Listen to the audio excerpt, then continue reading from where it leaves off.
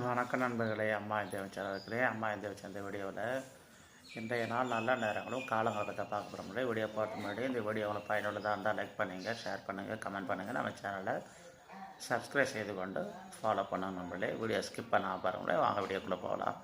இன்று பிப்ரவரி 19ஆம் நாள், மாசி மாதம் 7ஆம் நாள். இன்று திங்கட்கிழமை.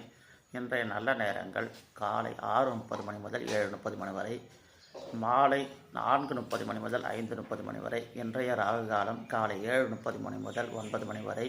இன்றைய குளிகை நேரம் பிற்பகல் 1:30 மணி முதல் 3 மணி வரை. இன்றைய யமகண்டம் காலை 10:30 மணி முதல் 12 மணி வரை நண்பர்களே.